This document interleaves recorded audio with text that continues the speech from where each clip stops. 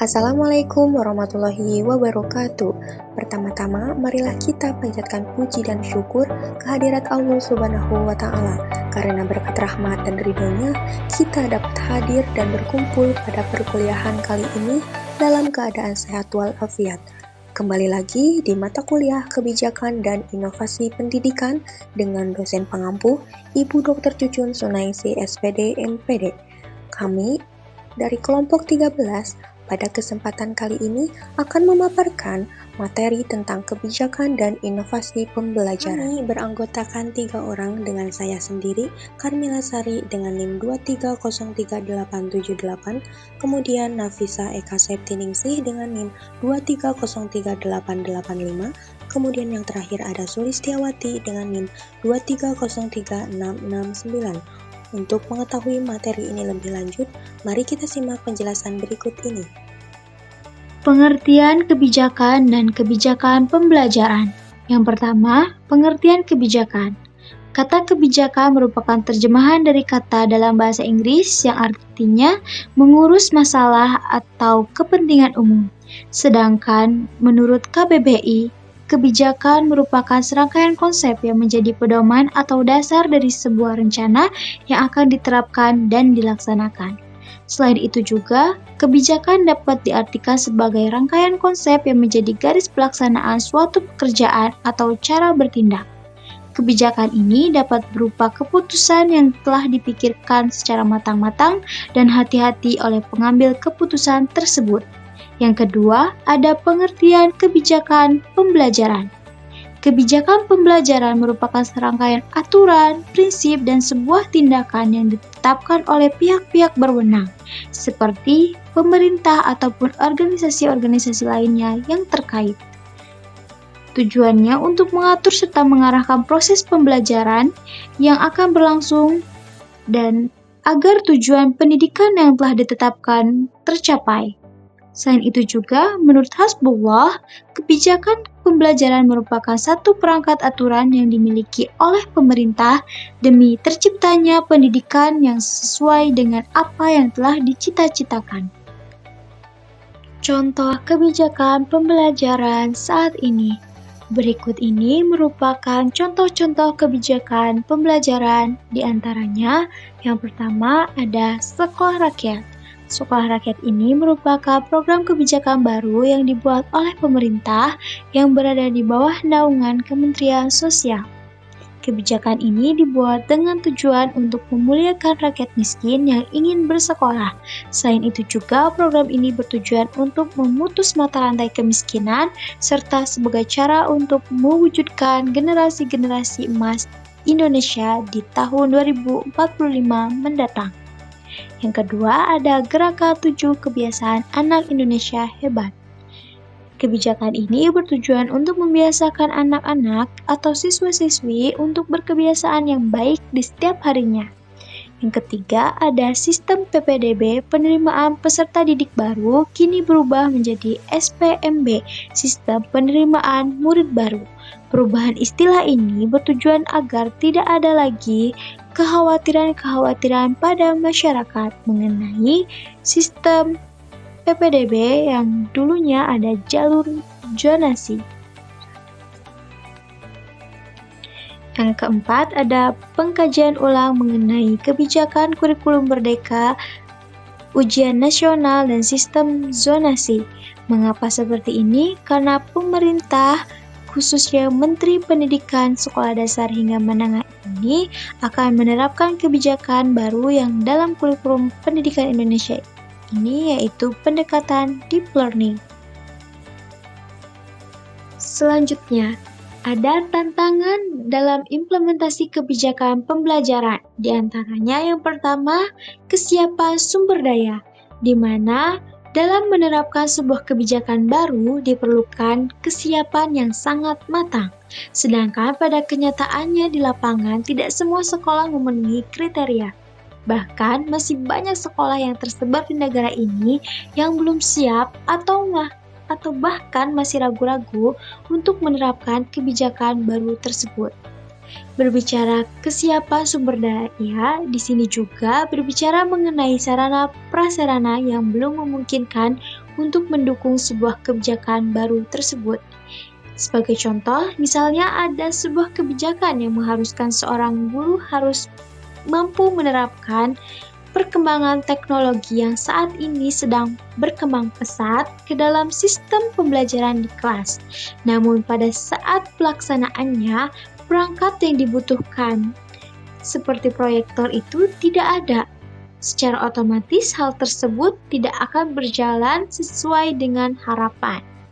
Yang kedua, kenyamanan terhadap praktik lama, di mana masih banyak pendidik atau tenaga pendidik guru yang enggan mengikuti perubahan atau bahkan masih merasa kesulitan untuk beradaptasi dengan sebuah pendekatan baru yang tertuang dalam kebijakan yang telah ditetapkan. Yang ketiga, pemahaman yang kurang merata, di mana informasi kebijakan baru seringkali sulit untuk dijangkau oleh seluruh lapisan pendidik dan tenaga kependidikan. Yang terakhir, ada kekhawatiran dan ketidakpastian. Berbicara kebijakan baru, mungkin akan banyak sekali menimbulkan kekhawatiran dan ketidakpastian di seluruh lapisan masyarakat, terutama khususnya pendidik. Baik, selanjutnya adalah definisi inovasi pembelajaran. Inovasi atau pembaruan sangat erat kaitannya dengan istilah invention atau discovery. Invention merupakan karya yang dihasilkan oleh orang ataupun sekelompok orang yang benar-benar baru, sedangkan discovery ialah penemuan karya yang sebelumnya telah ada. Sedangkan definisi inovasi pembelajaran menurut Wina Sanjaya adalah ide, gagasan, atau tindakan-tindakan tertentu dalam bidang kurikulum dan pembelajaran yang dianggap baru untuk memecahkan masalah pendidikan. Artinya, dalam ranah pendidikan inovasi merupakan hal baru yang ditemukan seseorang berupa hal-hal yang berkaitan dengan kurikulum, pembelajaran, dan hal-hal lainnya yang berkaitan dengan pendidikan. Maka dari uraian ini dapat disimpulkan bahwa inovasi akan muncul apabila ada permasalahan dan hampir mustahil sebuah inovasi muncul tanpa adanya permasalahan. Selanjutnya adalah prinsip inovasi pembelajaran. Yang pertama berpusat pada peserta didik, yaitu fokus pembelajaran diarahkan pada kebutuhan, minat, dan gaya belajar siswa, serta mendorong partisipasi aktif dan kemandirian belajar siswa. Yang kedua, konstekstual dan relevan, yaitu materi dan kegiatan pembelajaran dikaitkan dengan kehidupan nyata atau lingkungan sekitar siswa, dan memudahkan siswa memahami konsep secara lebih bermakna. Yang ketiga, fleksibel dan adaptif, yaitu metode dan pendekatan pembelajaran dapat disesuaikan dengan kondisi siswa, situasi kelas, dan perkembangan zaman, serta tidak kaku dalam menerapkan strategi pembelajaran. Yang keempat, mengembangkan keterampilan abad 21, yaitu mendorong pengembangan 4C, yakni critical thinking, communication, collaboration, and creativity, serta mempersiapkan siswa menghadapi tantangan di masa depan. Selanjutnya, contoh inovasi pembelajaran. Yang pertama, Project Based Learning atau PJBL, yaitu pembelajaran berbasis proyek untuk mendorong siswa menyelesaikan tugas nyata dan bermakna secara kolaboratif. Hal ini dapat melatih kreativitas, tanggung jawab, dan pemecahan masalah. Contohnya, siswa membuat mini ekosistem dalam botol tertutup untuk memahami siklus air dan hubungan antar makhluk hidup. Yang kedua, Problem Based Learning atau PBL, yaitu pembelajaran melalui pemecahan masalah nyata untuk mengembangkan kemampuan berpikir kritis dan analitis. Contohnya, siswa diminta mencari solusi atas masalah sampah di sekolah. Yang ketiga, Flipped classroom, yaitu pembelajaran yang mempelajari materi secara mandiri sebelum kelas, sehingga waktu tatap muka fokus pada diskusi, praktek, dan pemahaman mendalam. Hal ini bertujuan untuk mendorong kemandirian dan penggunaan waktu kelas yang lebih efektif. Contohnya, siswa menonton video pembelajaran di rumah, lalu berdiskusi dan praktik di kelas. Yang keempat, gamifikasi, yaitu pembelajaran berbasis permainan dengan skor dan tantangan. Gamifikasi memiliki manfaat untuk meningkatkan motivasi dan keterlibatan siswa. Contohnya, menggunakan quizzes atau Kahoot untuk kuis interaktif. Selanjutnya, tantangan dalam implementasi inovasi pembelajaran. Yang pertama, keterbatasan sarana dan prasarana. Jadi, tidak semua sekolah memiliki akses internet, perangkat teknologi, atau alat pendukung pembelajaran inovatif. Hal ini akan berdampak pada pembelajaran berbasis teknologi atau proyek sehingga sulit diterapkan secara maksimal. Yang kedua, kesiapan dan kompetensi guru.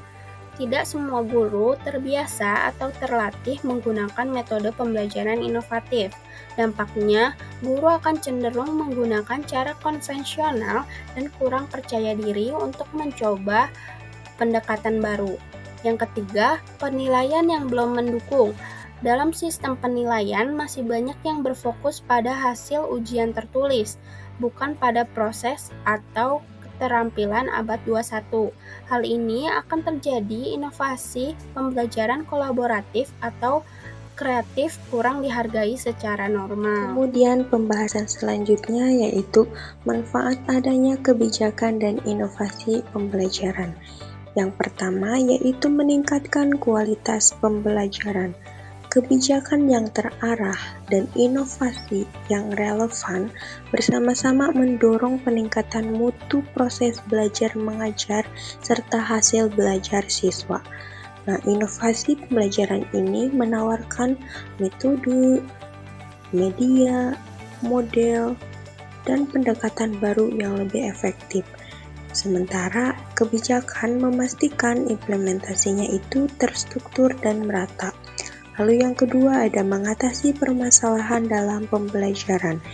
Inovasi pembelajaran dirancang untuk memecahkan berbagai masalah dalam pendidikan, seperti kurangnya motivasi belajar siswa, kesulitan memahami materi, atau kesenjangan hasil belajar.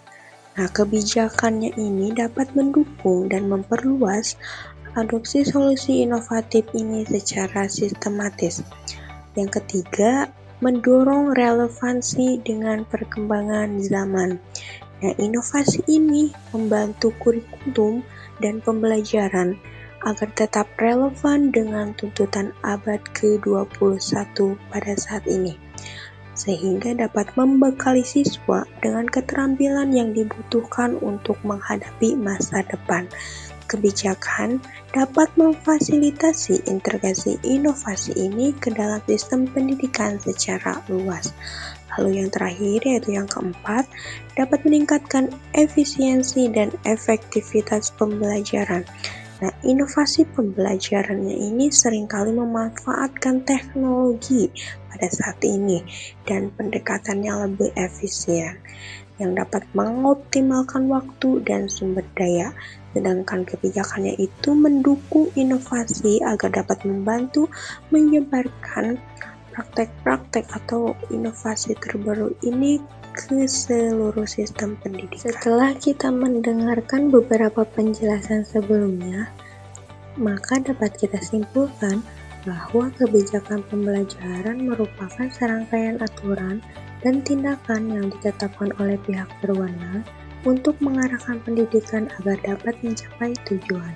Akan tetapi, dalam implementasinya, terhambat oleh kesiapan sumber daya, kenyamanan terhadap praktik lama, pemahaman yang kurang merata, dan kekhawatiran akan perubahan. Sedangkan inovasi pembelajaran adalah ide atau tindakan baru dalam pembelajaran untuk memecahkan masalah pendidikan yang berprinsip pada peserta didik, kontekstual, fleksibilitas, dan pengembangan keterampilan abad 21. Contoh inovasi pembelajarannya adalah project-based learning, problem-based learning, flipboard classroom, dan gamifikasi.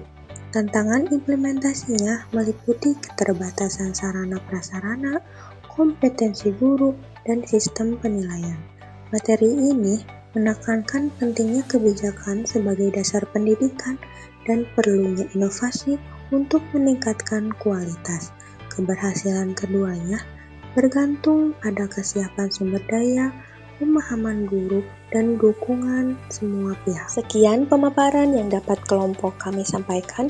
Semoga apa yang telah disampaikan dapat memperkuat serta memperluas pengetahuan dan wawasan teman-teman semua tentang materi kebijakan dan inovasi pembelajaran.